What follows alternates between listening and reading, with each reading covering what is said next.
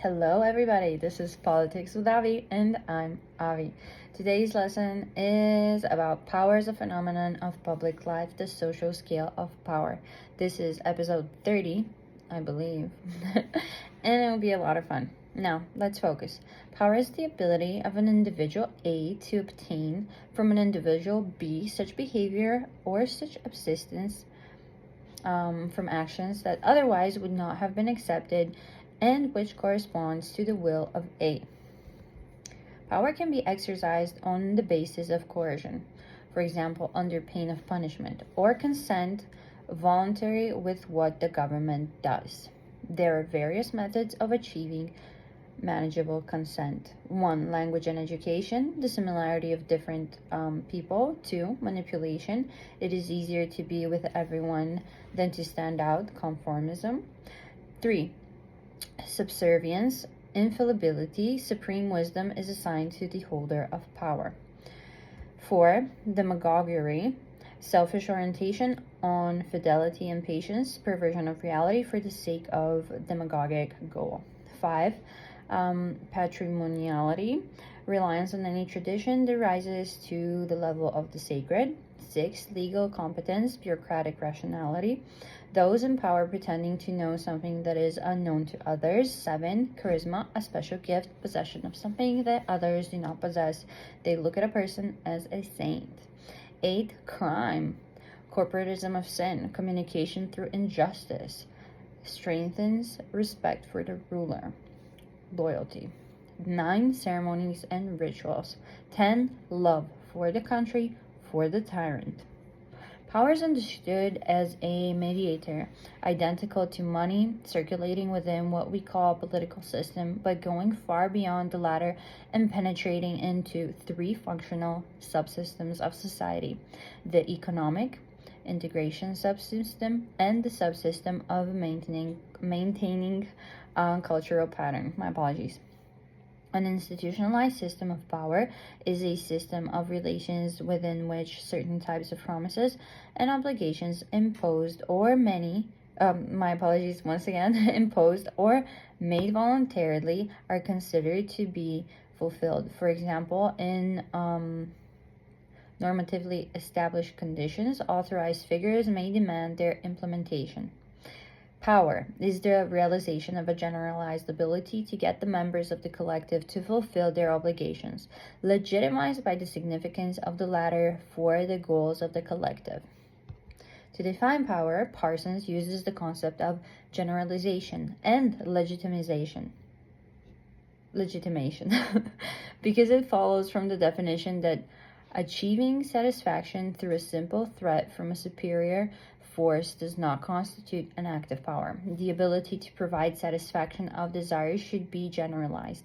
The author puts legitimacy in second place amongst the priorities of power, which is similar to trust with mutual consent to the adoption of a monetary unit and its stability in financial systems. Parsons believes that there is a circular movement between the political sphere and the economy. Its essence is in the exchange of the political efficiency factor for an economic result consisting in the control of resources. This circular movement is regulated through power. The condition for the stability of the system is the balance of factors and the results of power on both sides. 1. Power as an attitude. Relational concepts characterize power as a relationship between two partners, agents, in which one of them has a decisive influence on the second. Three basic variations of theories of relational interpretation of power can be distinguished: theories of resistance, resource exchange, and partition of zones of influence. In the theories of resistance, D. Cartwright, J. French, B. Raven, and others, such power relations were studied in which the subject of power suppresses the resistance of its object. Accordingly, classifications of various degrees and forms of resistance have been developed. In theories of resource exchange, P. Bloch, D. Hickson, C. Heinings, etc. Situations are highlighted when there is an unequal distribution of resources between participants in social relations, and as a result, there is an acute need for resources for those who deprive of them. In this case, individuals with scarce resources can transform their surplus into power, yielding part of the resources to those who are deprived of them in exchange for the desired behavior. The theories of the division of zones of influence, De Rong and others, suggest that when assessing the existing relations of power, it is not each action taken separately that should be taken into account, but that they should be considered as a whole. The moment of the variability of the roles of participants and interactions is emphasized. If in one situation one individual has power in relation to another, then with the transformation of the sphere of influence, the positions of the participants change. The concept of archaeology and genealogy of power by M. Foucault and the field of power P. Bourdieu can be attributed to the class of relational concepts of power. M. Foucault, for example, my apologies if I'm my apologies if I'm pronouncing this wrong. M. Foucault, that's how it's spelled, Foucault. It might be pronounced M. Foucault, but I'm not sure. So, as I was saying, M. Foucault, for example, clarifies that power is not just a relationship of subjects, but a kind of modality of communication, attitude of relations. Relations between subjects of power are declared to them non-personalized and unrealized. Since these subjects are at every moment in constantly changing energy lines of tension and the relationship of mutual forces.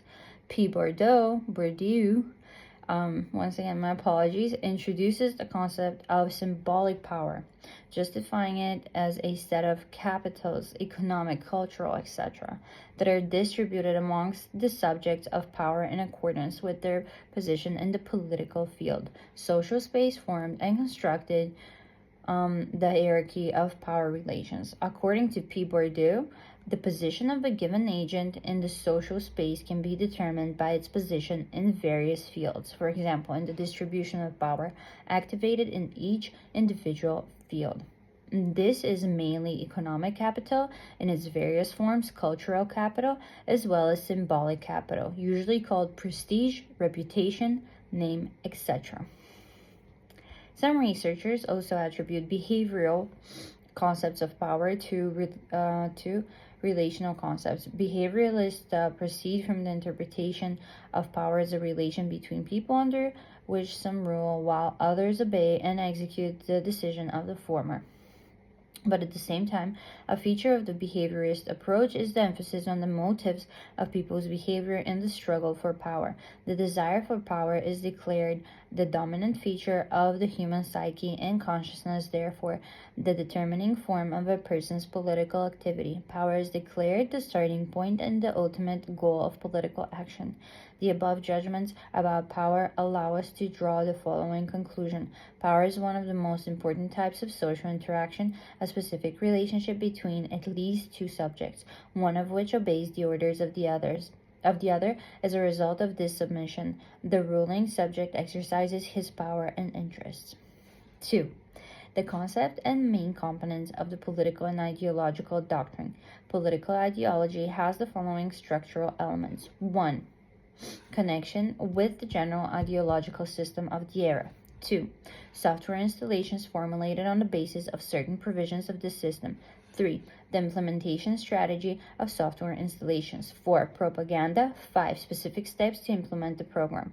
Ideology is inextricably linked with problems relating to authority, power relations, etc. All ideologies, regardless of orientation, are based on the recognition of a certain concept of society and the political system, the ways and means of practical implementation of this concept. Ideology performs both integrative and demarcation functions. The first to unite the members of a particular party, and the second to distinguish between this party and other parties.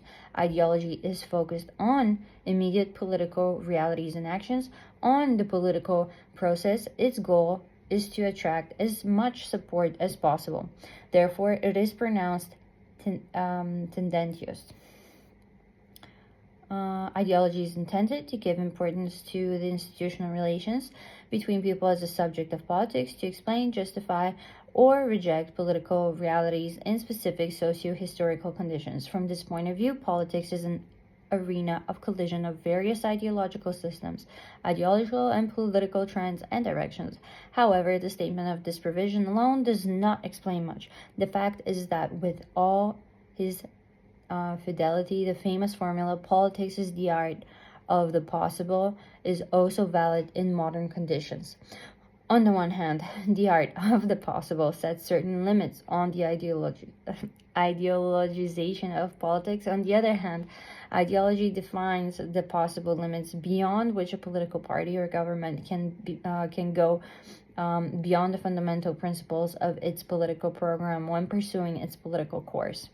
It is important to note that political science, studying the world of politics, also has an ideological political dimension. Therefore, one of the most important objects of political analysis is the relationship between politics and ideology. Thank you all. I hope this was helpful, and this is it from Politics with Avi. Bye.